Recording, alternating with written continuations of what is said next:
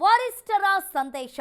Rajanna kick out ಹಿಂದೆ high command ಲೆಕ್ಕಾಚಾರ ಇದೆಯಾ ಎಂಬ ಪ್ರಶ್ನೆಯಲ್ಲಿ ಉದ್ಭವಿಸಿರುವಂತದ್ದು. ಇನ್ನು ರಾಜೀನಾಮೆಯನ್ನ ಪಕ್ಕಕ್ಕಿಟ್ಟು ವಜಾ ದಾರಿ ಹಿಡಿದಿದ್ರು ಈ ವರಿಷ್ಠರು. ಇನ್ನು ವಜಾಗೊಳಿಸುವಂತೆ ಸಿದ್ದರಾಮಯ್ಯನವರಿಗೂ ಕೂಡ ಹೈಕಮಾಂಡ್ನಿಂದ ಸೂಚನೆ ಕೂಡ ಬಂದಿತ್ತು.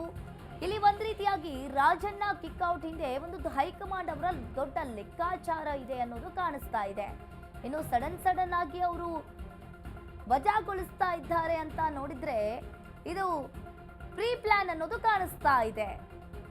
ರಾಜಣ್ಣನ ಸ್ವಂತ ನಿರ್ಣಯ ಎಂಬಂತೆ ಸಂದೇಶ ಹೋಗುತ್ತೆ. ವಜಾಗೊಳಿಸಿದ್ರೆ ಹೈಕಮಾಂಡ್ ಸ್ಟ್ರಾಂಗ್ ಆಗಿದೆ ಎಂಬ ಸಂದೇಶ ಹೋಗುತ್ತೆ. ಇಲ್ಲಿ ರಾಜಣ್ಣ ಕಿಕ್ಔಟ್ ಹಿಂದೆ ಒಂದು ಹೈಕಮಾಂಡ್ ಲೆಕ್ಕಾಚಾರ ಇದೆ ಅನ್ನೋದು ಕಾಣಿಸ್ತಾ ಇದೆ. ರಾಜೀನಾಮೆಯನ್ನ ಪಕ್ಕಕ್ಕಿಟ್ಟು ವಜಾ ದಾರಿಯನ್ನ ಹಿಡಿದಿದ್ರು ವರಿಷ್ಠರು. ವಜಾಗೊಳಿಸುವಂತೆ ಸಿದ್ದರಾಮಯ್ಯನವರಿಗೂ ಕೂಡ ವರಿಷ್ಠರು ಸೂಚನೆಯನ್ನ ನೀಡಿದ್ರು. ರಾಜೀನಾಮೆ ಏನಾದರೂ ಅಂಗೀಕಾರವಾದ್ರೆ ಅದು ರಾಜಣ್ಣ ತೆಗೆದುಕೊಂಡ ನಿರ್ಣಯ ಅಂತ ಅನ್ಸುತ್ತೆ. ಆದ್ರೆ ವಜಾಗೊಳಿಸಿದ್ರೆ ಹೈಕಮಾಂಡ್ ಸ್ಟ್ರಾಂಗ್ ಆಗಿದೆ ಎಂಬ ಸಂದೇಶ ಕೂಡ ರವಾನೆಯಾಗುತ್ತೆ. ವಜಾಗೊಳಿಸುವಂತೆ ಸಿದ್ದರಾಮಯ್ಯನವರಿಗೂ ಕೂಡ ಈಗಾಗಲೇ ವರಿಷ್ಠರು ಕೂಡ ಸೂಚನೆಯನ್ನ ನೀಡಿದ್ರು. ಇದೇ ಹಿನ್ನೆಲೆಯಲ್ಲಿ ಸಿಎಂ ಸಿದ್ದರಾಮಯ್ಯನವರು ಕೂಡ ಈಗ ಕೆಎನ್ ರಾಜಣ್ಣ ಅವರಿಗೆ ಸೂಚನೆಯನ್ನ ನೀಡಿದ್ದಾರೆ ದೆಹಲಿಗೆ ಹೋಗುವಂತೆ. ಇಲ್ಲಿ ನನ್ನ ಬಗ್ಗೆ ಏನೆಲ್ಲ ಷಡ್ಯಂತ್ರ ನಡೆದಿದೆ ಅಂತ ಹೇಳಿ ಎಲ್ಲಾ ರೀತಿಯಾಗಿ ಮಾಹಿತಿ ಕೂಡ ನೀಡಿದ್ದಾರೆ. ರಾಜಣ್ಣ ರಾಜೀನಾಮೆ ಅಂದ್ರೆ ಸಾಫ್ಟ್ ಕಾರ್ನರ್ ತೋರಿಸಿದಂತೆ. ವಜಾಗೊಳಿಸುವ ಮೂಲಕ ಇದೊಂದು ಶಿಕ್ಷೆ ಎಂಬ ಸಂದೇಶ ಕೂಡ ರವಾನೆಯಾಗುತ್ತೆ. ಹೀಗಾಗಿ ರಾಜೀನಾಮೆಯನ್ನ ಪಡೆಯುವ ಅವಕಾಶ ಇದ್ರೂ ಕೂಡ ಹೈಕಮಾಂಡ್ ಅವರು ಇಲ್ಲಿ ವಜಾಗೊಳಿಸಿದ್ದಾರೆ ಕೆಎನ್ ರಾಜಣ್ಣ ಅವರನ್ನ. ರಾಜಣ್ಣ ರಾಜೀನಾಮೆ ಅಂದ್ರೆ ಒಂದ್ ರೀತಿಯಾಗಿ ಅವರೇ ರಾಜೀನಾಮೆ ಕೊಟ್ಟಂತೆ ತೋರಿಸುತ್ತೆ.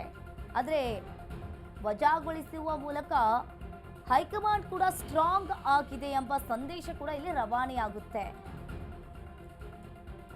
ಇನ್ನು ಹೀಗಾಗಿ ವಜಾಗೊಳಿಸುವ ಮೂಲಕ ಇದೊಂದು ದೊಡ್ಡ ಶಿಕ್ಷೆ ಎಂಬ ಸಂದೇಶ ಕೂಡ ರವಾನೆಯಾಗಿದೆ. ರಾಜಣ್ಣ ಕಿಕ್ಔಟ್ ಅನ್ನ ಖಂಡಿಸಿ ಪ್ರೊಟೆಸ್ಟ್. ಸಚಿವ ಸ್ಥಾನದಿಂದ ಕೆಎನ್ ರಾಜಣ್ಣ ವಜಾ ಹಿನ್ನೆಲೆಯಲ್ಲಿ ಆಕ್ರೋಶ ವ್ಯಕ್ತವಾಗ್ತಾ ಇದೆ. ಇನ್ನು ಕೆಎನ್ ರಾಜಣ್ಣ ಕಿಕ್ಔಟ್ ಅನ್ನ ಖಂಡಿಸಿ ಪ್ರತಿಭಟನೆಗೆ ಸಿದ್ಧತೆಯನ್ನ ಮಾಡಿಕೊಂಡಿದ್ದಾರೆ. ತುಮಕೂರು ಮಧುಗಿರಿಯಲ್ಲಿ ರಾಜಣ್ಣ ಅಭಿಮಾನಿಗಳ ಸಭೆ. ಇಂದು ಬೆಳಗ್ಗೆ 10:30ಕ್ಕೆ ಮಧುಗಿರಿಯಲ್ಲಿ ರಾಜಣ್ಣ ಅಭಿಮಾನಿಗಳ ಮೀಟಿಂಗ್ ಆಗುತ್ತೆ. ಬೆಳಗ್ಗೆ 11 ಗಂಟೆಯ ಬಳಿಕ ತುಮಕೂರಿನಲ್ಲಿ ಅಹಿಂದ ನಾಯಕರು ಸಭೆಯನ್ನ ಮಾಡ್ತಾರೆ. ಸಭೆ ನಡೆಸಿದ ಬಳಿಕ ಅಹಿಂದ ನಾಯಕರಿಂದ ಸುದ್ದಿಗೋಷ್ಠಿಯಾಗುತ್ತೆ. ಸಚಿವ ಸ್ಥಾನದಿಂದ ವಜಾ ಮಾಡಿದ್ದನ್ನ ಖಂಡಿಸಿ ಪ್ರತಿಭಟನೆಗೆ ಈಗಾಗಲೇ ಸಿದ್ಧತೆಯನ್ನ ಮಾಡಿಕೊಂಡಿದ್ದಾರೆ. ತುಮಕೂರಿನಲ್ಲಿ ಮಾತ್ರವಲ್ಲದೆ ಇಡೀ ರಾಜ್ಯಾದ್ಯಂತ ಪ್ರತಿಭಟನೆಗೆ ಎಲ್ಲಾ ರೀತಿಯಾಗಿ ಪ್ಲಾನ್ ಅನ್ನ ಮಾಡಿಕೊಂಡಿದ್ದಾರೆ ಅಭಿಮಾನಿಗಳು. ಸಚಿವ ಸ್ಥಾನದಿಂದ ಕೆಎನ್ ರಾಜಣ್ಣ ತುಮಕೂರು ಹಾಗೂ ಮಧುಗಿರಿಯಲ್ಲಿ ರಾಜಣ್ಣ ಅಭಿಮಾನಿಗಳ ಸಭೆ. ಬೆಳಗ್ಗೆ 10:30ಕ್ಕೆ ಮಧುಗಿರಿಯಲ್ಲಿ ರಾಜಣ್ಣ, ಬೆಳಗ್ಗೆ 11 ಗಂಟೆ ಬಳಿಕ ತುಮಕೂರಿನಲ್ಲಿ ಅಹಿಂದ ನಾಯಕರ ಸಭೆಯಾಗುತ್ತೆ. ಸಭೆ ಬಳಿಕ ಸುದ್ದಿಗೋಷ್ಠಿಯನ್ನ ಮಾಡ್ತಾರೆ.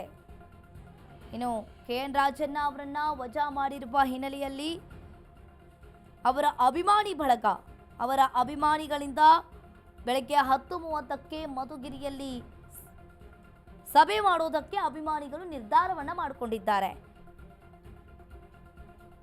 ಬೆಳಗ್ಗೆ 11 ಗಂಟೆಯ ಬಳಿಕ ತುಮಕೂರಿನಲ್ಲಿ ಅಹಿಂದ ನಾಯಕರ ಸಭೆಯಾಗುತ್ತೆ. ಇನ್ನು ಸಭೆ ನಡೆಸಿದ ಬಳಿಕ ಸುದ್ದಿಗೋಷ್ಠಿಯನ್ನ ಮಾಡ್ತಾರೆ.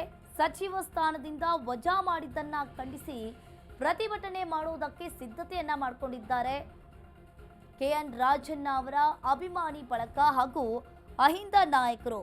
ತುಮಕೂರಿನಲ್ಲಿ ಮಾತ್ರವಲ್ಲದೆ ಇಡೀ ರಾಜ್ಯಾದ್ಯಂತ ಪ್ರತಿಭಟನೆಯನ್ನ ಮಾಡೋದಕ್ಕೆ ಎಲ್ಲಾ ರೀತಿಯಾಗಿ ಪ್ಲಾನ್ ಅನ್ನ ಮಾಡಿಕೊಂಡಿದ್ದಾರೆ.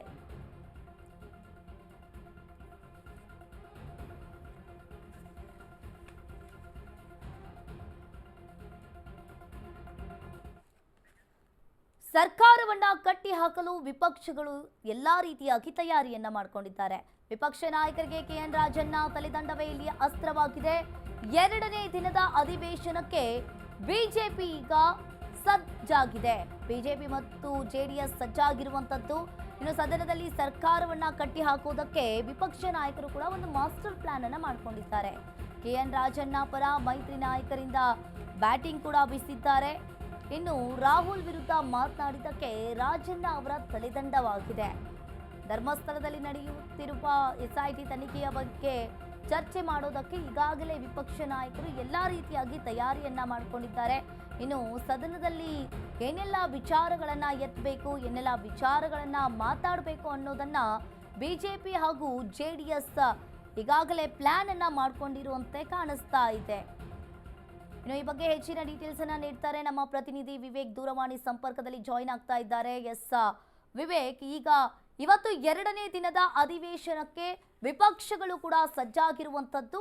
ಇಲ್ಲಿ ರಾಹುಲ್ ವಿರುದ್ಧ ಮಾತನಾಡಿದ್ದಕ್ಕೆ ರಾಜಣ್ಣ ಅವರ ತಲೆದಂಡ ಆಗಿದೆ. ಹಾಗೆ ಧರ್ಮಸ್ಥಳದಲ್ಲಿ ನಡೀತಾ ಇರುವ ಎಸ್ಐಟಿ ತನಿಖೆಯ ಬಗ್ಗೆ ಚರ್ಚೆ ಮಾಡೋದಕ್ಕೆ ಈಗಾಗಲೇ ಬಿಜೆಪಿ ಹಾಗೂ ಜೆಡಿಎಸ್ ಸಜ್ಜಾಗಿರುವಂತದ್ದು.